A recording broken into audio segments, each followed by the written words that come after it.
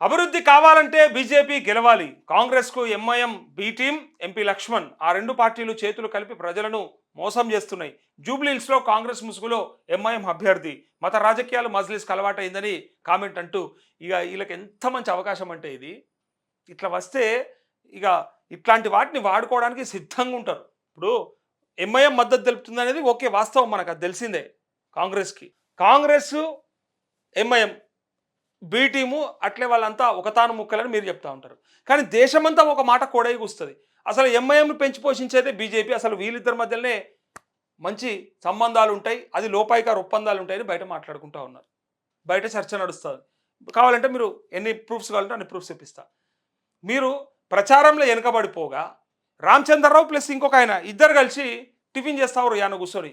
వందల మంది వేల మందితో ప్రచారం చేయాల్సినటువంటి బీజేపీ పార్టీ ఒక్కరిద్దరు నాయకులు కూడా లేకుండా ఆయన సింగిల్గా పోయి పాపం కింద మీద పడి ప్రచారం చేస్తూ ఉన్నాడు. ఆయనకు ఎవరు సపోర్ట్ చేస్తలేరు. గెలిచిన 8 మంది ఎమ్మెల్యేలు ఏడురో తెలియదు, గెలిచిన 8 మంది ఎంపీలు ఏడురో తెలియదు.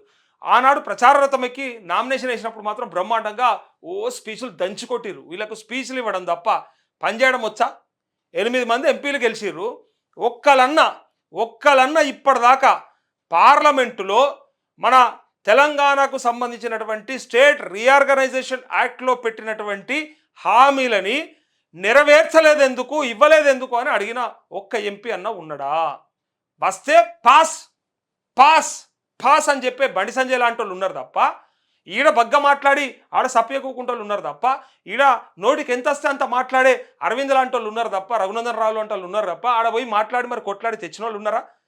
యూరియా తెప్పించే మొకాళ్ళ వీళ్ళకి, మన రాష్ట్ర బీజేపీ ఎంపీలకి గెలిపించిర్రు మోడీ మొహం చూసి. ఏదో మోడీ దేశమంతా ఉద్ధరిస్తూ ఉన్నాడు, పైగా 3 సార్లు గెలిచిండిగా, ఆయనకు వేయకపోతే ఎట్లా అని చెప్పి ఇక్కడ రాష్ట్ర ప్రజలు ఆలకిస్తే, బీఆర్ఎస్కి గుండుసున చేసిస్తే ఏం చేసిరా 8 మంది ఎంపీలు? మీ ఉద్ధారకమైంది మీ 2 ఏళ్లలో? మీరు చేసిన పనులేంటి చెప్పుర్రి, మీరు తీసుకొచ్చిన పనులేంటి చెప్పుండ్రి. ఏమనంటే అవి వచ్చినాయి, ఎస్కిలేటర్లు వచ్చినాయి, ఎలివేటర్లు వచ్చినాయి, కురుకురేలు పంచినాం, వీటితోనా అభివృద్ధి అంటే? అరే 100 లక్షల కోట్ల అప్పులున్నాయి ఈ రాష్ట్రానికి, ఈ దేశానికి అని చెప్తారు కదా, అన్ని రాష్ట్రాల అప్పులు కలిపి. మరి ఒక తెలంగాణకు సంబంధించి మరి మనకు రావాల్సినటువంటి నిధులు, మనకి చేయాల్సినటువంటి పనులు, మనకి ఇచ్చిన హామీలు, వీటన్నిటి గురించి మాట్లాడరా మీరు? మీకు బాధ్యత లేదా? ఎంపీలుగా మీకు హక్కు లేదా? అది కాదు మనకు రాజకీయం. రాష్ట్రంలో రాజకీయం కావాలి, దేశంలో అవసరం లేదు. ఒక్కలన్నా కాంగ్రెస్ మీద గట్టి కొట్లైన ఎంపీలను చూసిరా మీరు? పార్లమెంట్లో కానీ బయట కానీ. ఇంకా వేరే రాష్ట్రంలో ఉన్నటువంటి మంత్రులు ఎంపీలు నయం, వేరే ఎంపీలు నయం, బీజేపీ ఎంపీలు నేను కొంతమంది గురించి చెప్తా, వాళ్ళు నయం. దేశాన్ని నాశనం పడుతుంది కాంగ్రెస్ అని వాళ్ళు చెప్పడానికి వాళ్ళు 100 రకాలుగా ప్రయత్నం చేసి 100 రకాలుగా సక్సెస్ అవుతుంటారు. కానీ ఇక్కడ ఇట్లా కాదు. మనోళ్ళు ఎంతసేపు బీఆర్ఎస్ మీద పడేయడం, ఎందుకంటే వీళ్ళు ఈడ అధికారంలో ఉండే ఇప్పుడు మళ్ళీ ప్రతిపక్షంలో కూడా గట్టిగా ఉన్నారు కదా, వీళ్ళ మీద పడేయడం. బీజేపీ ఎంపీల పని అది ఉన్నది. అయితే ఆయన ఏం చెప్తాడంటే ఆ రెండు పార్టీలు కలిపేట ప్రయోజనం, ప్రజలను మోసం చేస్తున్నాయట. జూబ్లీహిల్స్ కాంగ్రెస్ ముసుగులో ఎంఐఎం అభ్యర్థి. అయితే మత రాజకీయాలకు అలవాటు అయిందని వాళ్ళని కామెంట్ చేస్తున్నటువంటి మరి బీజేపీకి మరి ఎన్ని ఓట్లు వస్తాయి? లంకల దీపక్ రెడ్డి పెట్టినరు, లంకల దీపక్ రెడ్డిని పెట్టిరు. సరే నేను ఏమంటా ఉన్నా, ఇప్పుడు మీకు బీసీల మీద చాలా చిత్తశుద్ధి ఉండే కదా, మీకు బీసీలు అంటే పానం కదా.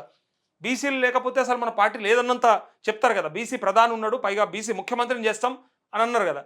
బీసీ అధ్యక్షుని పెట్టలేదు. సరే అది పక్కకు పెట్టారు. అది మీ ఎట్లయిపోయిందంటే సరే అది మా ఇష్టం అన్నట్టు అయిపోయింది. అది మా పార్టీకి ప్రెసిడెంట్ ఎవరిని పెట్టాలో మీరు చెప్తారా అని అడిగే కాడికి వచ్చింది వాళ్ళది. అంత పొగరు వచ్చేసింది వాళ్ళకి. అది కూడా తెలంగాణ ప్రజలు ఇస్తేనే.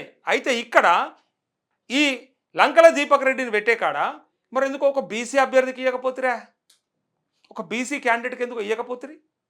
ఇవ్వచ్చు కదా, బీసీ క్యాండిడేట్కి ఇవ్వచ్చు కదా.